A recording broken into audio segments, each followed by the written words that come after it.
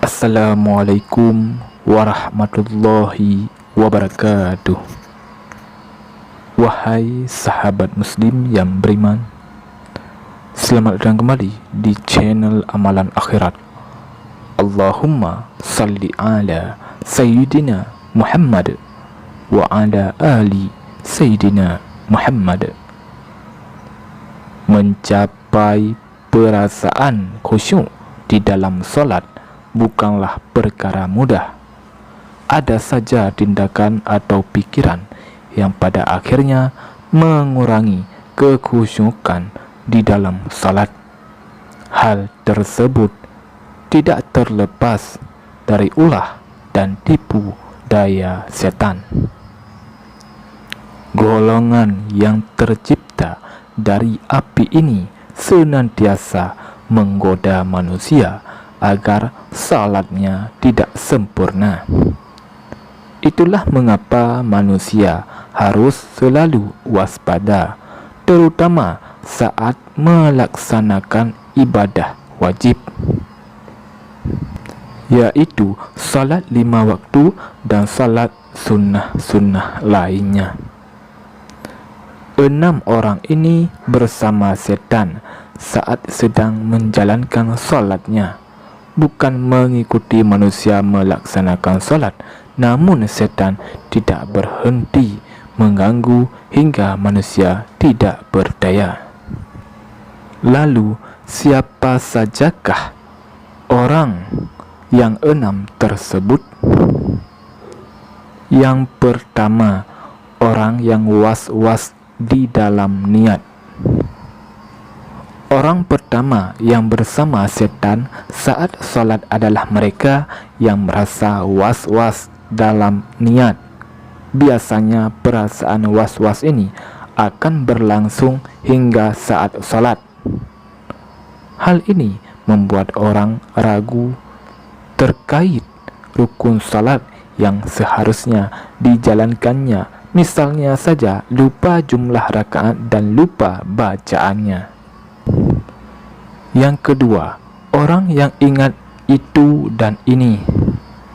Di antara kita pasti sering mengalami hal ini saat sedang khusyuk salat. Tiba-tiba teringat hal ini dan itu. Ternyata setan tidak akan membiarkan manusia salat dengan khusyuk. Mereka akan terus mengganggu ibadah manusia dengan menghadirkan banyak pikiran-pikiran di kepala manusia. Yang ketiga, orang yang merasa ragu buang angin. Hal ini juga sering dialami oleh banyak orang. Saat selesai wudhu atau tengah solat, tiba-tiba terasa seperti buang angin. Ternyata perasaan ragu buang angin atau tidak merupakan sebuah gangguan yang setan hembuskan untuk mengacaukan salat seseorang.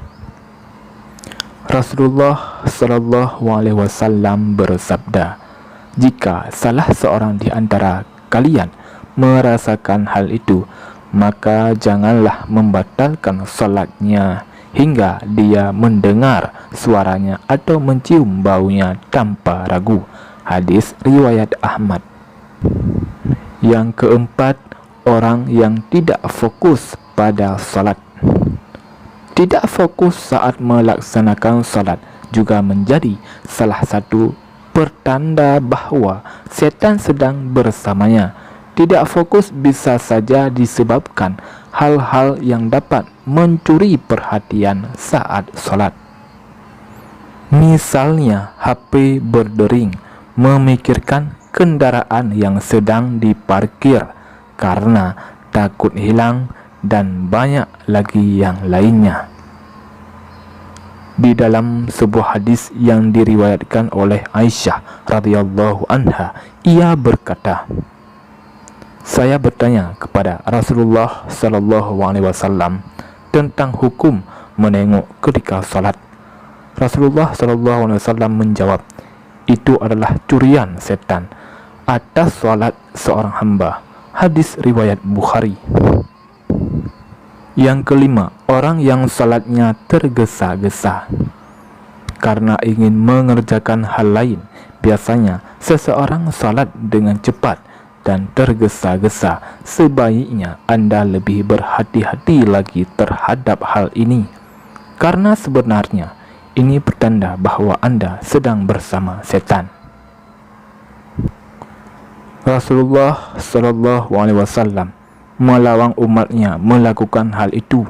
Di dalam sebuah hadis, Rasulullah SAW bersabda, "Sejahat-jahat pencuri adalah yang mencuri dari salatnya." Para sahabat bertanya, "Wahai Rasulullah, bagaimana mencuri dari salat?" Rasulullah SAW berkata, "Dia tidak sempurnakan ruku dan sujudnya." Hadis riwayat Ahmad. Di dalam hal ini Rasulullah SAW menganggap perbuatan mencuri di dalam salat lebih buruk daripada mencuri harta.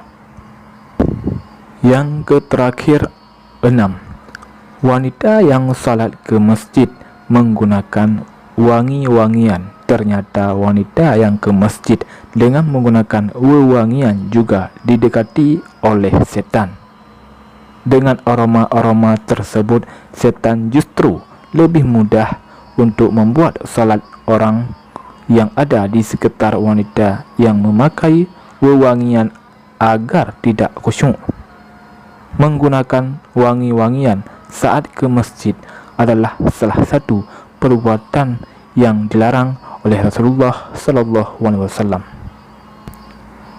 Rasulullah SAW bersabda, yang artinya, jika salah satu dari kalian para wanita hendak ke masjid, maka janganlah sekali-kali menyentuh wewangian.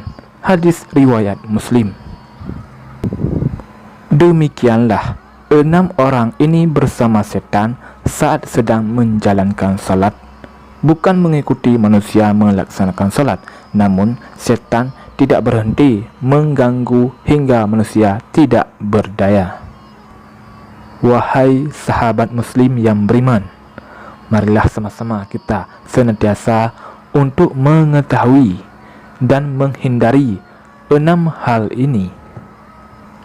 Dengan mengetahui dan menghindari 6 hal ini, maka salat kita akan khusyuk, dan semoga Allah Subhanahu wa taala menerima semua salat dan ibadah kita. Saya akhiri, wabillahi taufiq wal hidayah. Wassalamualaikum warahmatullahi wabarakatuh.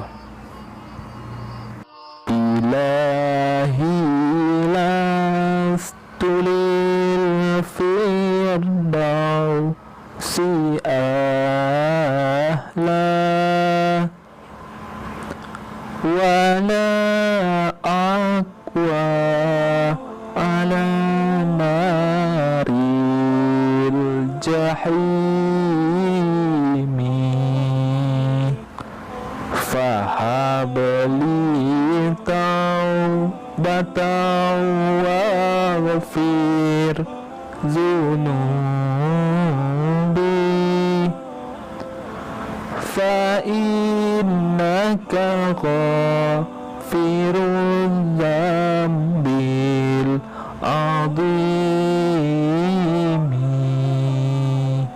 Wahai Tuhanku, aku bukanlah ahli surga, tapi aku juga tak kuat di neraka jahim.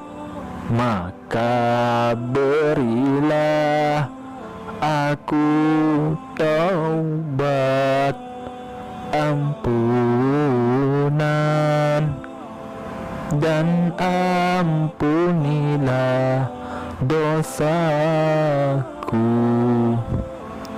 Sesungguhnya Engkau Maha Pengampun dosa yang besar.